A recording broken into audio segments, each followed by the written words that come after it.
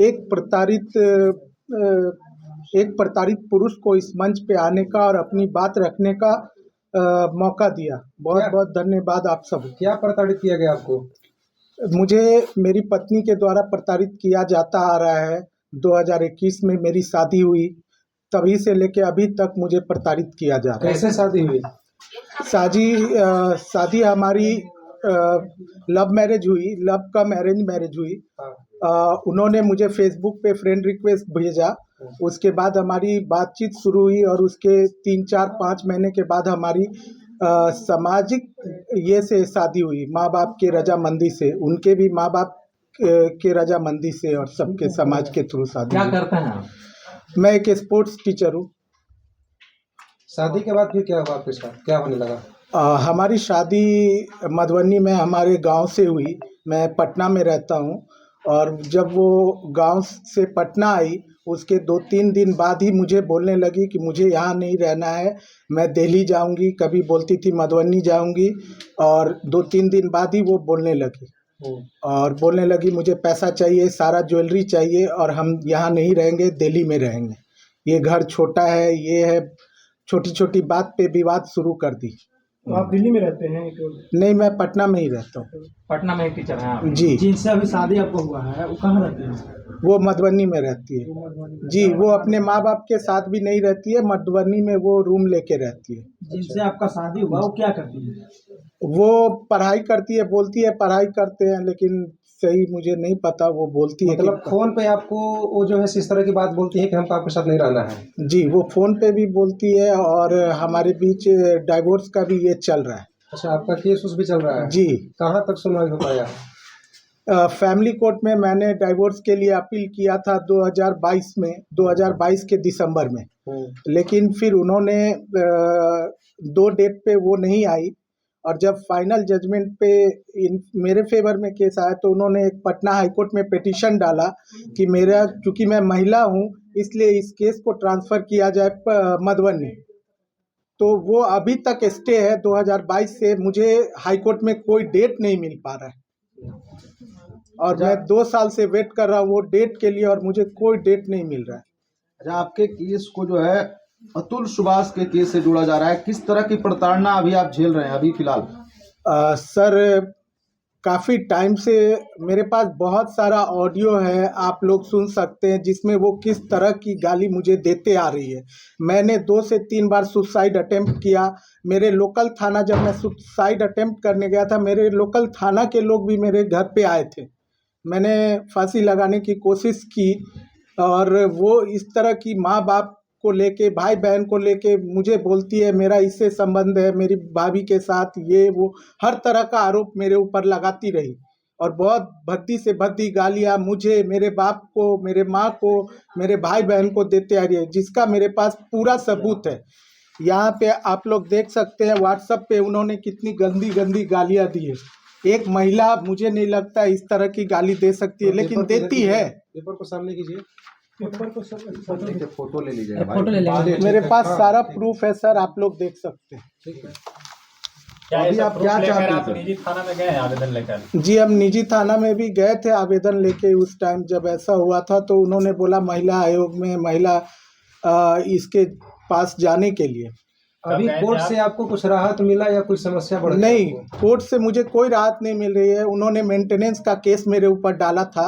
अभी final judgement नवंबर में आया था मेंटेनेंस का। क्या तो मांग रही है मेंटेनेंस में? वो मेंटेनेंस में उन्होंने मांगा था, मतलब कि मुझे पर मंथ जो भी है भत्ता दिया जाए।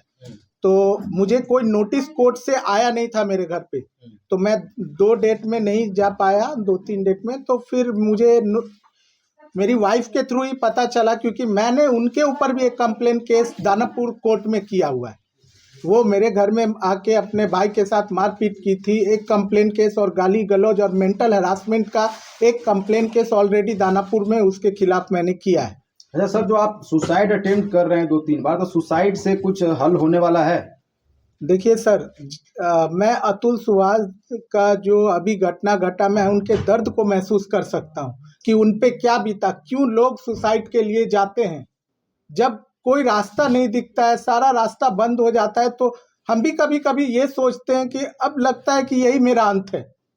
शायद अगर मरने के बाद शायद मुझे शांति मिल जाए, क्योंकि जब एक बीवी एक वाइफ, मैंने भी बहुत शौक से अपनी शादी किया, या मेरे भी बहुत अरमान थे जो मतलब इस तरह बिखरे कि मैं सोच नहीं सकता हूँ। फेसबुक से आप लोगों की बातचीत शुरू हुई थी, उसके बाद शादी में बदल गई। जी, फेसबुक से बातचीत शुरू हुई और शादी में मेरे माँ बाप, चूँकि वो मेरे ही कास्ट की थी, तो मैंने अपने माँ बाप, मेरी और भी शादी की बात चल रही थी, तो बातचीत शुरू हुई। उन्होंने ही रिक्वेस्ट भेजा, मैंने नहीं भेजा। वो रिक्वेस्ट भेजी, बोली हम आपको जानते हैं, शादी में मिले, शादी में आपको देखे हैं, जो भी है। उसका भी मेरे पास प्रूफ है कि वो रिक्वेस्ट भेजी, जो भी है। फिर हमने अपने माँ बाप को बोला, अपने घर में बात रखा, फिर उनके माँ बाप को भी बोला गया, और फिर बात आगे शादी की बढ़ी, और फिर शादी फिक्स हुई थी। अब अफसोस होता है इस तरह का जो फ्रेंड रिक्वेस्ट से शादियां करना? जी, या बहुत अफसोस होता है सर, बहुत अफसोस। सपोर्ट मिला कि नहीं? थाना से मुझे कोई सपोर्ट वैसा नहीं मिला सर। उन्होंने बोला महिला ये में जाके आप कंप्लेन कीजिए, या जो भी है। क्या शादी के बाद भी आपकी पत्नी का कहीं और अफेयर है? जी, बहुत सारा। देखिए, अफेयर तो मैं नहीं बोल सकता हूँ, लेकिन बहुत सारा वो जो वीडियो डालती है उसमें लड़कों के साथ कार में घूम रही है। बहुत सारा मेरे पास प्रूफ है, कार में घूमती है, किसी लड़कों का हाथ पकड़ के घूम रही है। ये बहुत सारा वीडियो है सर मेरे तो पास। इस बात पे आपने कभी रोकने का प्रयास किया उन्हें? नहीं, हमारी उस बीच बातचीत नहीं होती थी। वो स्टेटस में लगाती है, व्हाट्सएप स्टेटस में, और हमको दिखाने के लिए, या जो भी। मतलब आपको जलाती है दिखा करके? जी जी। एक चीज और बताइएगा, जो आपका जो पत्नी हुई, उनका परिवार से आपका क्या कुछ जी, सहयोग मिला? उनके परिवार से, उनके माँ बाप से, उनके भाई से, किसी से मुझे कोई तरह का सहयोग नहीं मिला। डे 1 से जब वो हमारे साथ ऐसा कर रही थी, मैंने उनके पिताजी को फ़ोन किया, मेरे पिताजी ने भी उनके पिताजी को फ़ोन किया, उनके माँ को फ़ोन किया। उन लोग का एक ही रिप्लाई आता था, लड़की जो कर रही है अपने मन से कर रही है, आप समझिए। इवन किसी तरह का मुझे कोई सपोर्ट नहीं मिला आज। और जब मेंटेनेंस का केस था, तो उसमें उसकी माताजी गवाह के तौर पे वहाँ मौजूद हुई थी। एक चीज और बताइए, कितना रकम का कुछ मांग किया गया, पता है? जी, अभी वो बोल रही है, मैंने उनसे पर्सनली पूछा कि मुझे ये सब से छुटकारा पाने के लिए क्या करना है, नहीं करना है, तुम बताओ। पर्सनली कोर्ट में मैंने पूछा। उसका डिमांड था, या तो मुझे एक घर दो, या 25 लाख रुपया दो, तब हम तुमको इन सब चीज़ों से छुटकारा देंगे। अच्छा, अब आपको क्या लगता है, अब आपको लास्ट ऑप्शन क्या बचता है? तलाक लेना या फिर रिश्ते सुधरने के भी संभवतः प्रयास करना है? नहीं सर, रिश्ते सुधारने की बात तो कहीं से नहीं है। मुझे तलाक लेना ही है, और मेरे पास कोई ऑप्शन नहीं, क्योंकि जो आज मेरा नहीं हो सकी वो कल भी नहीं होगी, वो कभी नहीं हो सकती है। अभी मेंटेनेंस के तौर पे आप कुछ दे रहे हैं कि नहीं दे रहे हैं? अभी जस्ट जजमेंट आया है सर, अभी जस्ट जजमेंट आया है, अभी कुछ दिन पहले। तो इसके लिए मैं, मेंटेनेंस जो भी आया है वो गलत फैसला है। जज साहब ने बिना मुझसे पूछे मेरा क्या सैलरी है, नहीं है, एक फाइनल जजमेंट उसके फेवर में दिया गया। मुझे तो कहीं ना कहीं लग रहा है कि इसमें भी बहुत बड़ा ये है, क्योंकि मुझसे एक बार भी सवाल जवाब नहीं किया जज साहब के थ्रू या कुछ। इवन 1000 रुपया, मैं 2 डेट में नहीं गया, 1000 रुपया मुझे उसको फाइन दिलवाया जज साहब ने। और फाइनल जजमेंट मैंने, मेरे वकील साहब ने रिकॉल के लिए डाला था, रिकॉल भी मुझे नहीं मिला। और फाइनल जजमेंट आया कि मुझे 8000 रुपया सैलरी देना। एक स्पोर्ट्स टीचर क्या ही कमाता है जो 8000 रुपया सैलरी दे? अभी आप 8000 रुपया दे रहे हैं कि अभी नहीं दे रहे? नहीं, अभी मैं नहीं दे रहा हूँ। इसके ऊपर हम अपने वकील से बात कर रहे हैं, सब कुछ। हम शायद हाई कोर्ट मूव करें, या जो भी मेरे लिए संभव हो सके, क्योंकि वो मेरे लिए संभव नहीं है 8000 रुपया देना। आप महिला विकास मंच में आए हुए थे, क्या न्यायालय से भरोसा उठ गया? मतलब आपने जो न्यायालय फैसला दिया आपको 8000 रुपया देने के, जी, तो उस पर क्या आपको भरोसा नहीं हुआ कि हमने न्यायालय जो फैसला दिया वो सही नहीं, है? बिल्कुल भरोसा नहीं है। वो जजमेंट मेरे फेवर में नहीं था। इवन जो जजमेंट दिया गया वो कहीं से भी मुझे सही नहीं लगा। वो इसलिए आज मैं महिला विकास मंच पे यहाँ पे आया हूँ, मीडिया के पास आया हूँ। मुझे कोई किसी तरह से कोई सहयोग नहीं मिल रहा था, इसलिए आज मैं आया। पत्नी का क्या नाम है? पत्नी का नाम प्रीति कर्ण है, जो कि ग्राम जगत, मधुबनी, रईका थाना के पास रहती। और आपका फुल एड्रेस क्या है? मेरा full address Patna Mithila colony, Nasriganj. नाम बताइए। कुंदन कुमार। पिताजी का नाम? सर्व नारायण दास। एक आखिरी सवाल मैं पूछूंगा सर। जी। आपने और मेरे प्रीति कर्ण के पिताजी का नाम शिव कुमार कर्ण है। अच्छा, आपके पत्नी का नाम शिव कुमार कर्ण, मेरे ससुर जी का? ससुर जी का नाम। सर आपसे एक सवाल पूछूंगा जी। बस।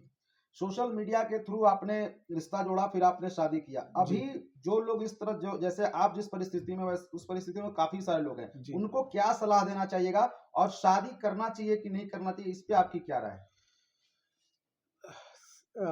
देखिए, मैं तो जो दर्द झेला हूँ उस ये में मैं यही बोलना चाहता हूँ कि सोशल मीडिया के थ्रू तो मुझे नहीं लगता है कि शादी होनी चाहिए किसी भी तरह से।